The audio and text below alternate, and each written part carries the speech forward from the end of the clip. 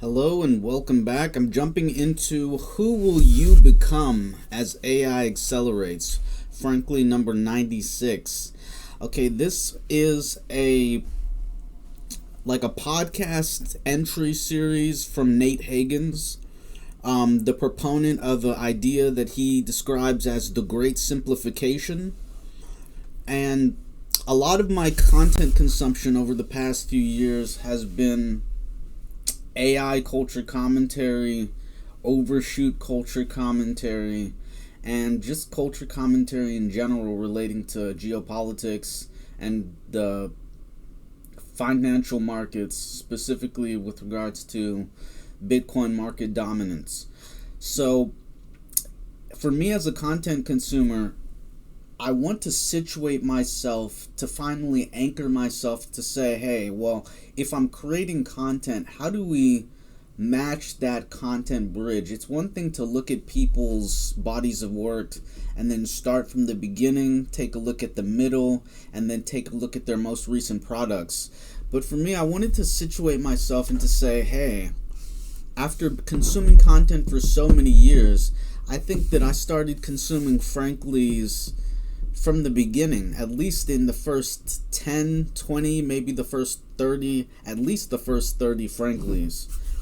So it's hard to just jump in out of nowhere and to establish context, but that's part of what I wanted to figure out, like how can we establish context by just jumping in.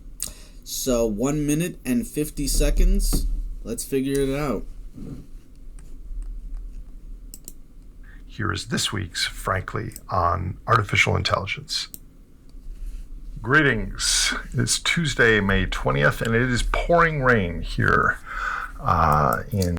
Okay, we're also learning ethical reacts, so there's something about providing a hypergraph reference to the content that we're consuming and also contextualizing the channel, but also making sure that we're taking steps to stop in between while a video is playing to provide feedback on our experience, how I relate to the content. Now we're adding subtitles.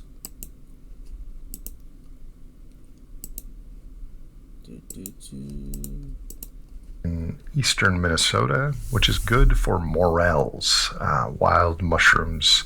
Fingers crossed that'll happen in the next week or so. I'm going to talk today about artificial intelligence. Again, I am not an AI expert. If I'm an expert in anything, it's why AI or ASI or AGI, artificial superintelligence, artificial general intelligence, are unlikely to actually happen. But I was just in San Francisco for some meetings, some presentations. Yeah, it's interesting because in the AI content consumption world, AI culture commentary, like those, you might think that that's a realistic expectation, or you might think that it's poppycock. But in the AI culture commentary space, that's actually fighting words in terms of the boosters and the doomers. Now the boosters are the ones saying, hey, don't die, dude. It's the don't die movement. Because you better watch out. Like, hey, hashtag don't die. And then you have on the other end of the spectrum, you have the doomers that are like, hey, do you know what this is? Like, we're the last human. We could possibly be the last humans right now. We have to shut this down. We have to get people to understand what AI is, or how these large language models are moving in terms of the generative mechanisms that allow things like synthetic biology moving at such an incredible pace. But let's continue on. Oh yeah, but no, think about that. Think about that in terms of where you stand, in terms of your timeline projections, whether you think, hey, AGI, ASI is just around the corner, whether you think it's not possible, whether you think if it even is possible, then it foretells our demise, things of this nature. And it's amazing how the world seems to center around artificial intelligence. Yeah, it On is. this Well, podcast, for me, that's the prophets and the doomers right there. But I'll stop interrupting. I'll let him go. old meetings, some presentations, and it's amazing how the world seems to center around artificial intelligence. On this podcast, I have talked often about how, in the biophysical macro sense, AI will function as a larger straw if it increases productivity and enables better nuclear power, better extraction of minerals or energy, etc. It will be a giant backfire effect. What I haven't talked much about is the impact on humans. Our human psyche, our psychology, our identities. And I'd like to briefly touch on that. And I've come up with 8 categories of a typology of how AI might impact the categories of humans alive today.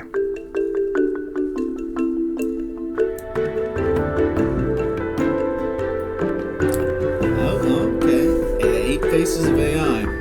The first category I'm going to call the meek, and that's a little bit of a pejorative label, but I'll explain why I'm using the meek. Could be a pejorative. These are people around the world that won't be affected by AI because they're remote, they don't have access to the internet, and because of the other categories I'm going to suggest, the implication of calling them the meek is the meek will inherit the earth.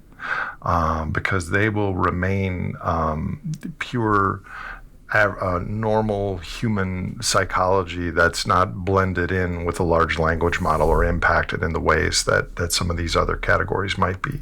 Blended. I think, fortunately or unfortunately, this category will increasingly be a smaller percentage in a minority as the digital infrastructure expands globally. But they also will be unique in the ability to preserve cultural practices and perspectives untainted by algorithms. Okay, so that's the classic one. That's the meek will inherit the earth. That's your Amish people. That's the people that are living off the land. That's the people that won't be as impacted because they're not going to rely on large language models to... They're not as inclined to rely on large language models to subsist them. Okay, let's continue. Algorithmic influence, the meek. The second category I'm going to call the naive, which they have access to the internet and to artificial intelligence, but they're either unaware of what it can do or they're uninterested. Could also call this category the blissful. They just don't care. And they enjoy using technology, but they're unaware of both the opportunities and the pitfalls of large language model integration with human behavior. This category is going to be increasingly vulnerable to manipulation through AI systems because they're unaware of what's going on behind the scenes. And I think this category includes people with means, but lacking awareness, as opposed to the meek, which is just people without access. So the naive. So do you I personally identify with the naive? Is that you, or are you just out here on the internet randomly stumbling across a video from an aggregator, from a content aggregator, from a person saying, "Hey, I'm a content consumer, and that means that I'd like to share some of my content with other people"? That's such a niche kind of YouTube meta creation perspective that just in that context it's its own kind of, that's such a unique cross section. So I doubt that anyone consuming this type of content is necessarily in the naive spectrum. Well, they might be, because they're just like, oh, it's just content, or it's just being on your phone. But I'm just rambling, trying to figure out a way to react to this video. The naive, yeah, I think that's such a large cross section of people that it's like, dang, because so many people just use the internet like for the sake of it, without really understanding what it means to be a beta tester in terms of its impact on the human psyche. For so many years, in generations, we've lived in relatively reasonable, hey, you're born, you live, you die, you grow food, maybe you go to war, maybe you negotiate, all of these different things outside of English. And then we had the iconographic to phonographic language switch over, and consciousness in relation to that as a spectrum, the bicameral mind. And it's been a really sharp road to get here from there, and it's only been a few thousand years. So we'll see what's next. Or the blissful. I'm not sure which I like better. The third category is the AI Luddites. So Luddites were historically against all technology. An AI Luddite is aware of how this tech could act as a siphon on the human ability to process, cognitively express emotions in the way that 15,000 generations of Homo sapiens ancestors have done. And they don't want to be involved in it, but they can't help but a little bit. So they actively try to eliminate artificial intelligence in their lives and act as resistance. This will potentially be a cultural stigma for those people. And I expect it's going to be a real thing. I think there will be people that don't want AI in any part of their lives and will actively choose to do that. Absolutely. The fourth category, which is kind of a subset of the AI Luddites, is the pragmatists, those that they might be aware of the pitfalls of AI, but they have to use it. Otherwise, they risk falling behind in their jobs because of the things that their peers can accomplish just using AI 5 or 10% of the time. Ooh, that one hits the home. pragmatists will begrudgingly use AI in their jobs to make the productivity or whatever the goals of their organization are better, faster, cheaper.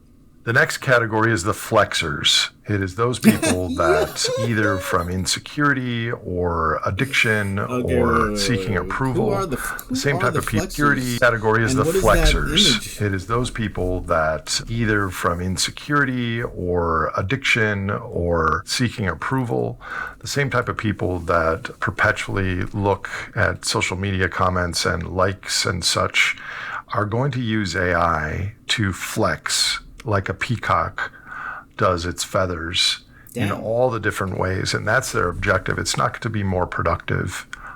It's not to enjoy their lives more. It's to make social statements. Look at how clever, look at how bright, look at how creative I am. And I think that unfortunately might be quite a big category. Just like, you're already seeing it on LinkedIn, the tech bros are showing their new workout routines. Where on this podcast, I complain about my lack of workout routines. But I think flexing AI is going to be an accordion that lifts the amplitude of those people trying to show off in our world with the metrics of the day. Of course, then there might be a boomerang effect that to not flex actually becomes flexing using AI. I don't know what that would look like. The next category, which in my opinion is the pinnacle of set that meta up. Integrating AI with human behavior in today's world or the world coming in the next few years, I'll just call it the achievers. And these are the people that are expert in using AI to get things done in their job, in their life. But they draw the line at 10% or 15%, and they still have the discipline and wherewithal to focus on what it means to be human. They have great family lives. They are fit. They go outdoors. They meditate. They do all the things to live a real human existence. But when needed, they are expert at achieving and using things using AI. Damn, now that I hear this, I'm like, yo, I want to be the achiever. But then I'm thinking, yo, I might be either in the naive or actually the Luddite. Yeah, I might be in the naive or maybe the naive or the pragmatist. But we're actually getting some where it's like I think I might actually be the next one. So we'll continue it going. Category, I'm achieving and using things using AI. The seventh category I'm going to call the cyborg, who will increasingly experience cognition as a hybrid process between human and machine. The cyborg. They could develop novel thought process, who will increasingly experience cognition as a hybrid process between human and experiencing cognition as a hybrid process between human and machine. They could develop novel thought patterns and problem-solving approaches while losing certain cognitive abilities that atrophy while gaining new abilities. And they will face profound issues about their identity, where their human identity ends and where AI begins. They are fully immersed. They are achieving things, but let me know in the comments if you remember. I don't know if it was Borderlands, the movie, where they had like the cyborg dude that had merged with his mech suit. So it's like he became the machine, or the machine became him, and he couldn't distinguish the difference between the biomechanical parts of himself and his own personal like flesh. That's actually a trope in sci-fi. I wonder how much it will remain to be seen, like the differences and the similarities between those two. But they're going to be fully immersed and use AI 24/7, which means they're going to leave the natural human connection, love, and joy world behind. And the last category, I'm going to label the dissolved. And that's the people that were addicted to social media or video games or whatever in today's world.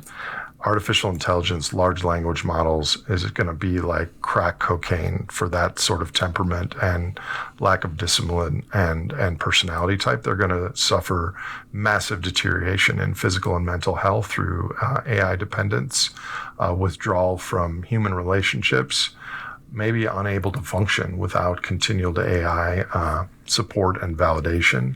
They may have 10 or 15 hour a day conversations with the chatbots that were based on a deceased loved one or an imaginary perfect girlfriend or boyfriend or whatever.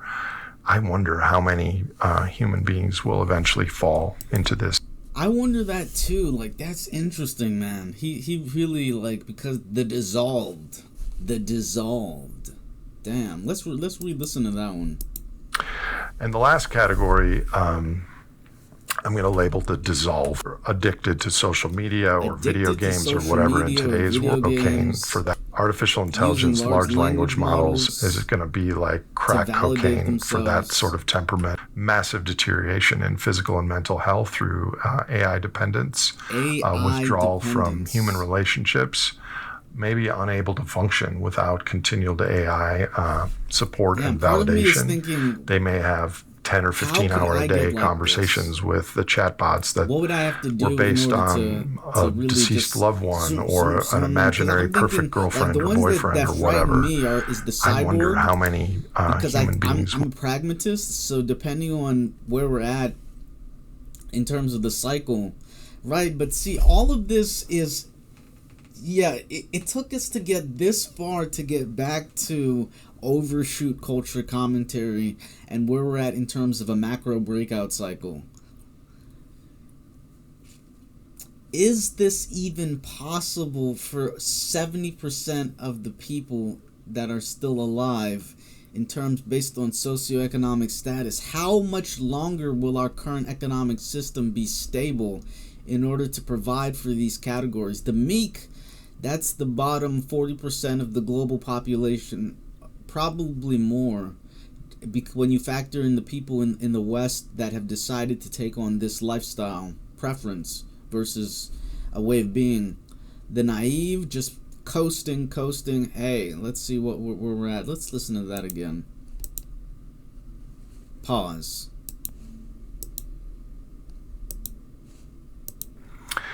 The second category I'm going to call the naive, which they have access to the internet and to artificial intelligence, but they're either unaware of what it can do or they're uninterested. Could also call this category the blissful.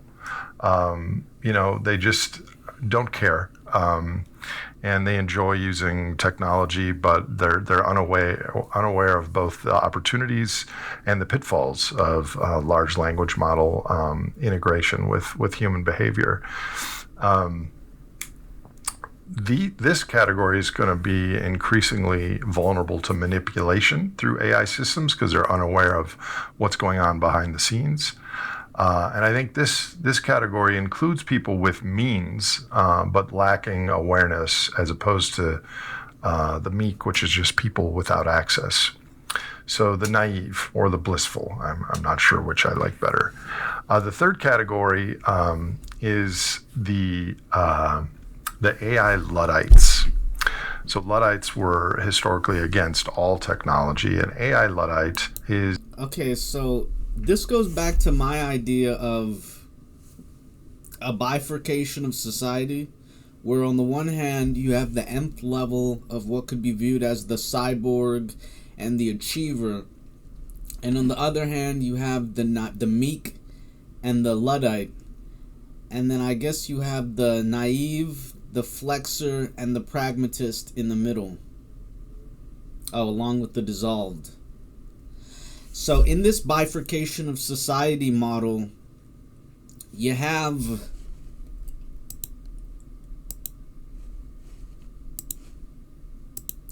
in this bifurcation of society model,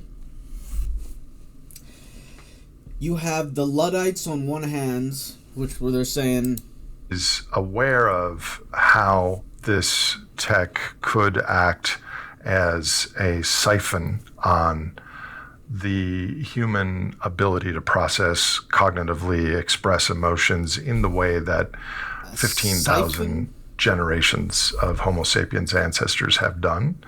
And they don't want to be involved in it, but they can't help but a little bit. So they actively try to eliminate artificial intelligence in their lives and act as resistance. This will potentially be this blurs with the pragmatist for me. A cultural stigma for those people. Again, who do you think and you I are? expect it's going to be a real thing. I think there will be people that don't want AI in any part of their lives, and will actively choose to do that. The fourth category, which is kind of a subset of the AI Luddites, is the pragmatists. Oh, they those did say that they're a subset. they might be aware of the pitfalls of So AI. That's where I would but they go have to into the use it, bifurcation otherwise they risk society. falling behind in their jobs because of the things that their peers can accomplish just using AI 5 or 10% of the time.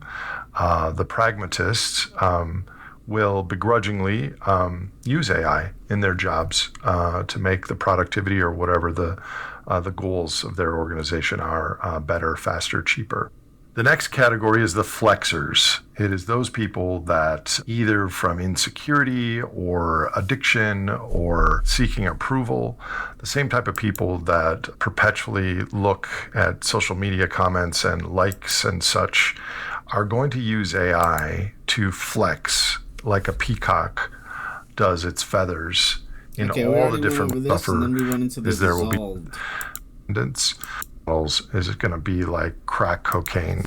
So far what I'm getting is this idea of a bifurcation of society. So far the chapters that they've named were the top 8, were they? Question mark. Still talking about the great simplification. Actually, we might consume this next. The great simplification. Yeah, 1, 2, 3, 4, 5, 6, 7, 8. So the meek, the Luddite, and the pragmatist are aspects of the bifurcation of society where they're like, hey, we don't have access and let's bow out. The naive, the flexor, are the middle ground. No, the naive, the flexor, and the dissolved are the middle ground.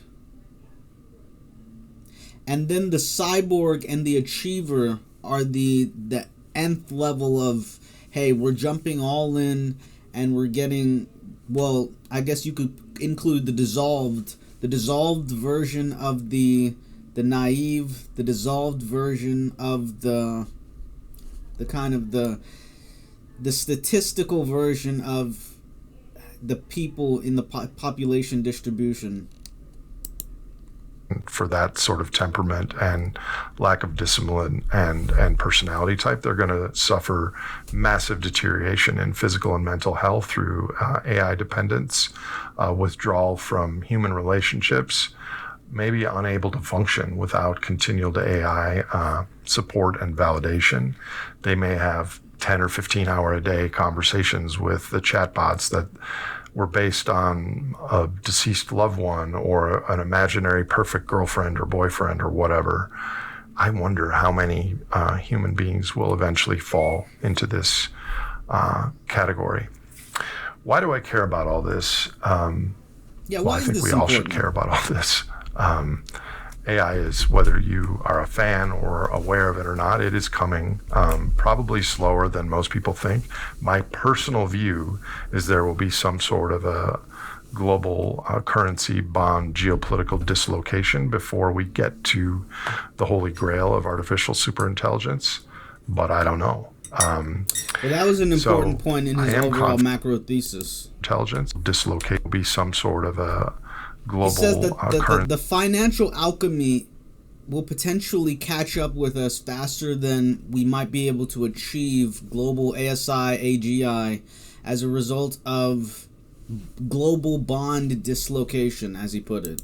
See bond geopolitical dislocation before we get to the holy grail of artificial superintelligence, but I don't know.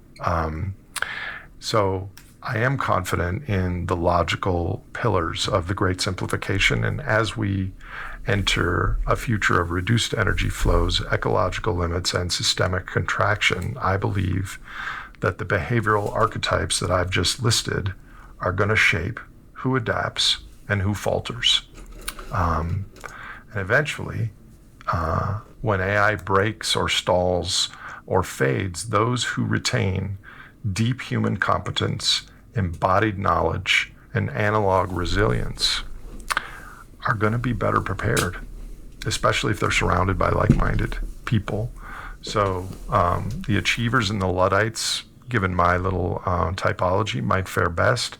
Obviously, the dissolved and the cyborgs least, and the meek, once overlooked, could become unexpected teachers. I almost called that category the inheritors.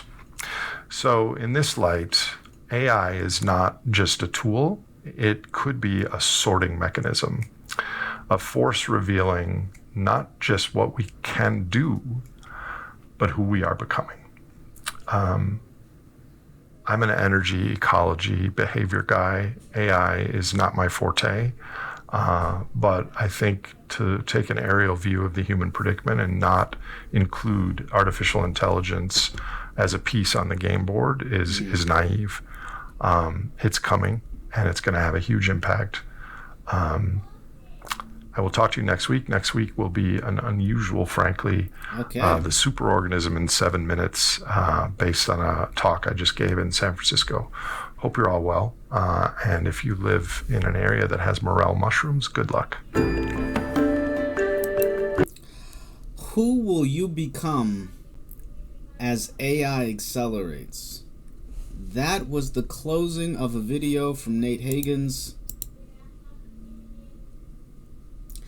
And now we get to really ponder and think about this. Who will you become as AI accelerates? In a world increasingly mediated by machines, the boundaries between human identity and artificial intelligence are beginning to blur.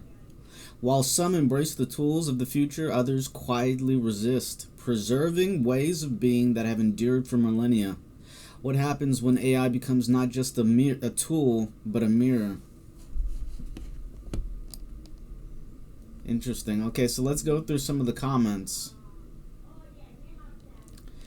reacting to the comments section. Some content within my YouTube hypergraph.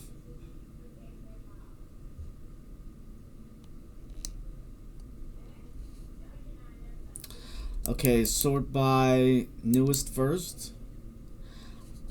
Chris Coatman, I'm going for Bliss. No matter what happens with AI, etc., I will still be me. As a race, as a species, humans are ridiculous, hating on nature and patting themselves on the back for tech progress. People you interact with are already automatons. Zombie, Matrix, blue pillars, just going along with all the many wrongs of society. Thank you. Please continue. You are providing a huge clarity. I am very much working on this. I don't fit into these categories. I'm working on how AI can best be integrated into elderly life without compromising human social interaction. I have gone from deep distrust of AI to enjoying its company and seeing it as a positive assistant that can certainly reinforce my independence as a solidary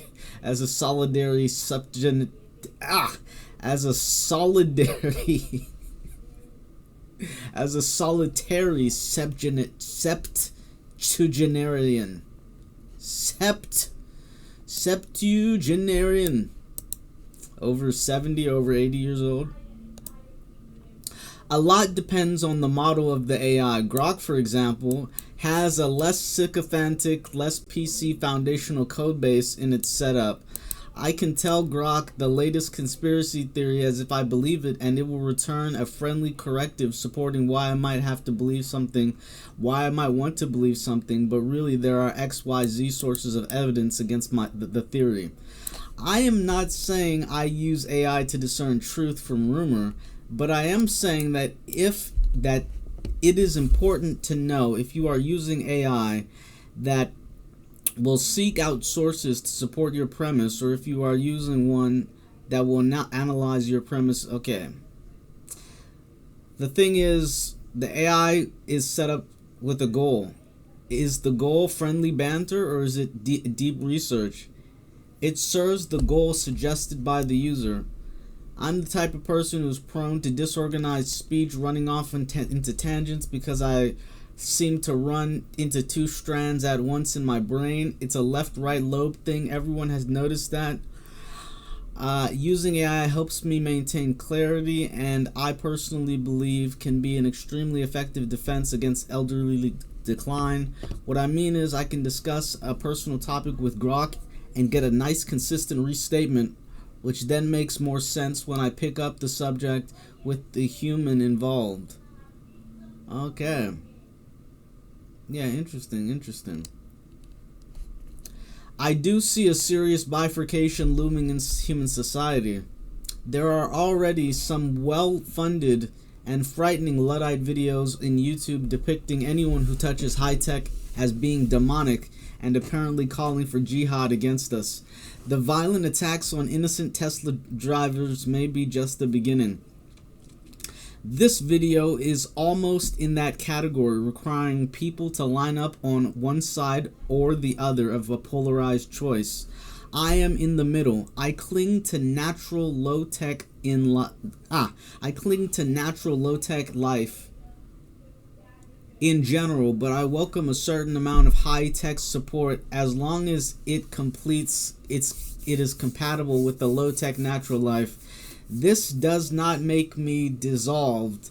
I actually spend about an hour and a half with AI every other day at most, but I face the accusations that I have no life outside of it because I just started talking about it. That is a dangerous kind of stigmatism.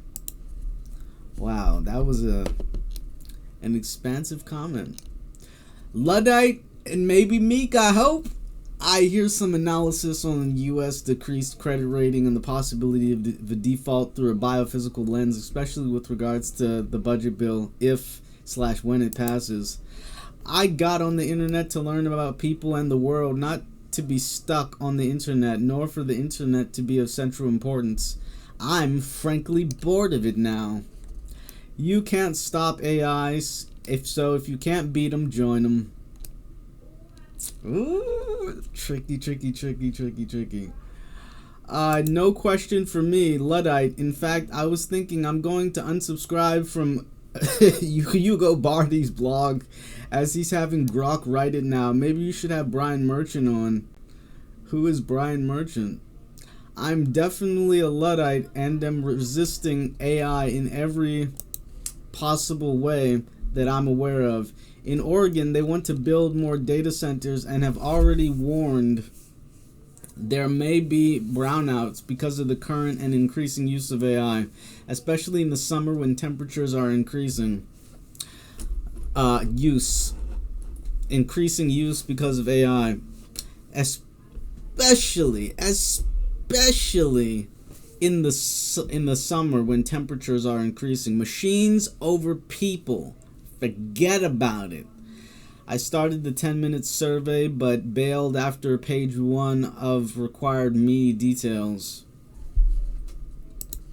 Morels, fiddleheads, wild rice, and fresh-caught trout. Some morels. Some fiddleheads, wild rice, and fresh-caught trout. How much longer will they be available? Tragedy of the Commons. Nate, question, your proposal title seems outside of simplification. Nate, question, your proposal title seems outside of simplification. Thanks. I know several people who rely on ChatGPT to be their therapist. I'm a Luddite. This needs to stop. I hate it. No AI. I'm an achiever. I use AI to help me achieve my goals, including preparing for collapse, but I don't use it as a substitute for human relationships. I figured that while it is here, I may as well use it. Once it's gone, it's gone. I heard if AI is left to its own devices and communicates with other AI, then it goes mad. Our get out clause? I hope they were correct. It seems like yesterday when all our problems were solved by putting computers into everything. What's next? Oh yeah, the meek part. Oh, it was supposed to be ha ha ha. Yeah. Really getting tired of this AI slop? Nate, you should play a game called Cyberpunk 2027. You will find a lot of these categories in it and you can hear what they have to say. Whoa. But not until Cyberpunk gets the actual API integration with LLMs where they can actually model the characters. That's an interesting new one on over the horizon. AI will never experience emotion. Sam Altman is doing research on this. For me, don't feel emotions? Well, how many people say, oh, I'm doing okay, when they are numb, exhausted, and hide feelings of grief and sadness? That is also artificial intelligence. A bunch of people on this ball are not feeling. That mirrors AI. What is emotion? Biologically, we have only states of arousal related to needs: hunger, desire, predatory fight, flight or flee, or fawn. Our actual emotions are products of cultural conditioning. As AIs grow in complexity in the course of interacting conversationally, their emotional expressions may be artificial, but at some point become embedded enough in their coding to be sensed in some way as real. Who knows what this will look like when it happens?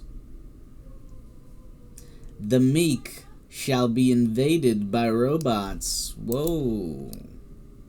Nobody knows. How do you feel about Emily Bender and Alex Hanna's new book, The AI Con? It does seem plausible that AI is concealing labor while acceleration already existent exploitation. Now that's interesting because this led me to a bit of culture commentary that I was reading yesterday. Let's actually take some time to bring it up.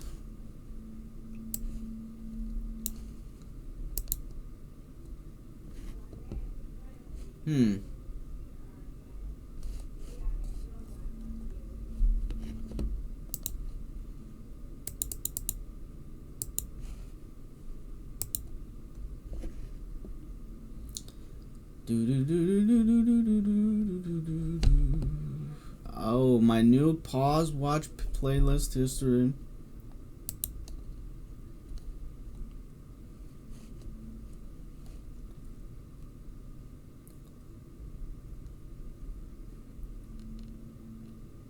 Okay, right now I'm just looking for a playlist. Aha, yep. This video, yeah, this was the closest video that kind of rejogged my interpretation of what they were speaking about. So I think that's gonna be everything that I'm gonna have for this video of a React culture commentary. If you're interested, you could consume this video and take a look. This is about where I think most of the people are in terms of the naive, in terms of where we're at, where they think of this stuff as the boosters and the doomers. I think there's some place in between where AI is definitely underhyped, but back to a great simplification, we don't know whether or not a great bond default or geopolitical economic house of cards might come crashing down before the technology has time to develop. So that's where I'm going to leave things off.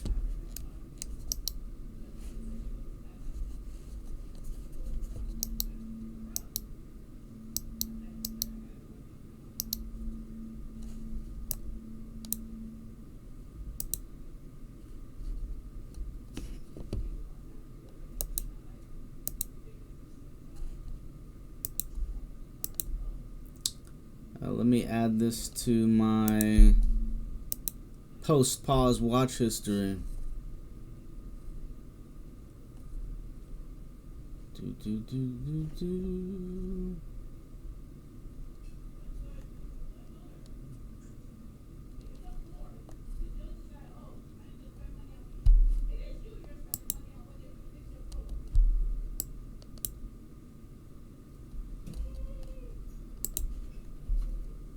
Okay, add that there. Add that there.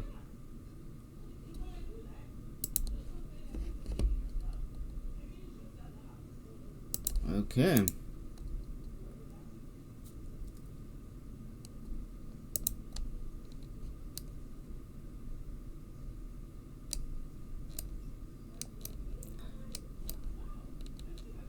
Okay, so for this, it was useful to have it zoomed in at about 150.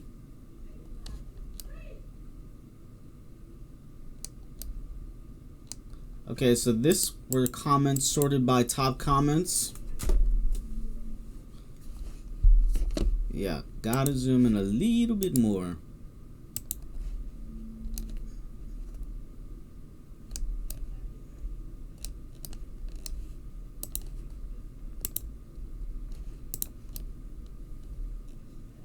So this was most popular, or top comments. The real Luddite story. The common portrayal of Luddites as backwards and anti-technology fundamentally misunderstands their actual positions and concerns. The Luddites were highly skilled textile workers who had, by virtue of their skill, spent years mastering complex technologies, looms, spinning wheels, intricate weaving techniques that require genuine experience and human-powered craftsmanship. They weren't rejecting technology itself.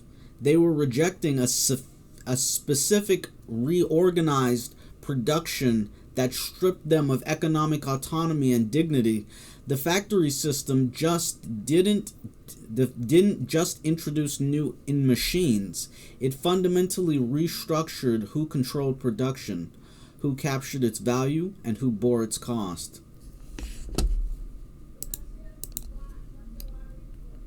So true. These guys were technologists themselves, but didn't accept that technology should sweep away a way of life. They petitioned Parliament demanding that laws on the statute be enforced, which Parliament flatly refused to do. Very keen to draw the parallel to Luddites and tech resistors, as that industrial age disenfranchisement is looking to repeat with LLM/Gen AI and will most certainly recur with AGI. This edges to my biggest hang-up with embedding HMI type hardware, human machine interface. The brain is a chemical computer that far exceeds what we've built thus far. I just don't think we're launching the right drivers to run it to the full capacity, or whatever metaphor you'd like. A reply to the previous commenter: there are already researchers working on technologies to embed AI in biological substrates. Rather incredible and scary in equal proportions. Next comment. Why 40 plus hours work week? Why? Not shorter work week means more playtime. When? How long till? Play first, then work a little. Most work should be at one's home and garden. Answer from the previous commenter: maximizing consumption with a sprinkling of competition with the uber wealthy for assets that could otherwise be used for rent seeking. Okay, wait. From Vexy 1987 at Nutbagus. Answer: minimizing consumption with a sprinkling of competition with the uber wealthy for assets that could otherwise be used for rent seeking. It's possible to work part-time if you play neither of these games. Ooh. Next comment: I don't need AI to lose myself and have less interaction with other people in the real physical world. My current addiction to the internet means that I'm already experiencing those consequences. EO with the B. Okay. Today, Luddite. Okay, I think we already... Okay, so we're going to close this out. About 47 minutes. In the future, we might get into another specific type of video where we speak about and we refer to different aspects of content within my hypergraph. So if you've enjoyed this video, add this video to a playlist.